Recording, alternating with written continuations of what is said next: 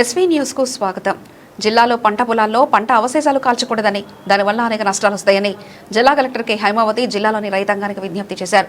జిల్లాలో 3,65,000 మెట్రిక్ టన్నుల వరి ధాన్యం, 50,000 మెట్రిక్ టన్నుల మొక్కలు కొనుగోలు చేశామని, ఈ పంటలు కోసిన తర్వాత పంట అవశేషాలను వరి, గడ్డి, మొక్కజొన్న, కాండలు, పత్తి కట్టెలు మొదలైనవి కాల్చడం వల్ల నేలలోని సేంద్రియ పదార్థాలు మరియు ఉపయోగకరమైన సూక్ష్మజీవులు నశిస్తాయి. గాలి కాలుష్యం పెరిగి ఆరోగ్య సమస్యలు వస్తాయి.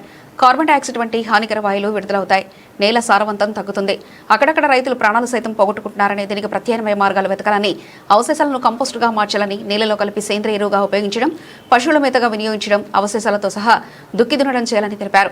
పంట అవశేషాలు కాల్చవద్దని, నేల సారాన్ని కాపాడండి, పర్యావరణాన్ని రక్షించండి అని జిల్లా రైతాంగానికి పిలుపునిచ్చారు. సిద్దిపేట జిల్లాలో రైతులందరికీ కూడా విజ్ఞప్తి అండి. ఇటీవల కాలంలో మనకు 2 చోట్ల రైతులు పంటలు అవశేషాలను కాల్చడం వలన 2 చనిపోవడం జరిగింది.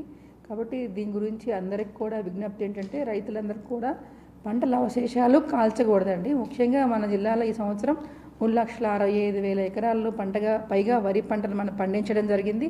అంతేకాకుండా 50,000 ఎకరాల పైగా కూడా మొక్కలు పండించడం జరిగింది. సో పండించిన తర్వాత మనము క్రాప్ కటింగ్ తర్వాత వచ్చే అవశేషాలు అందరినీ కూడా పొలాల్లో కనుక ఉంచకుండా వీళ్ళు కాల్చడం వల్ల ప్రమాదాలకు గురవుతున్నారు.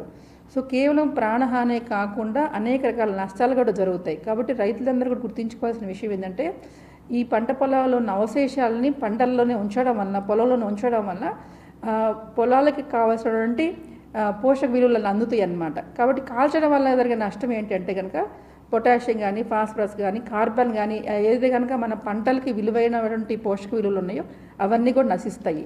కాబట్టి తప్పకుండా ఇవి పొలంలోనే దున్నుకొని పొలంలోనే ఉంటే కనుక పొలం అనేది ఫర్టైల్ అవుతుంది అనమాట. కాబట్టి ఇది పంటలకు ఉపయోగపడుతుంది. అంతేకాకుండా ఇవంతా మనం చేసే పనులన్నీ కూడా క్లీన్గా ఉంటుందని వీళ్ళు క్లీన్ చేస్తున్నారు పంటలు, కానీ కాదండి, ఇది చాలా ప్రమాదం అన్నమాట.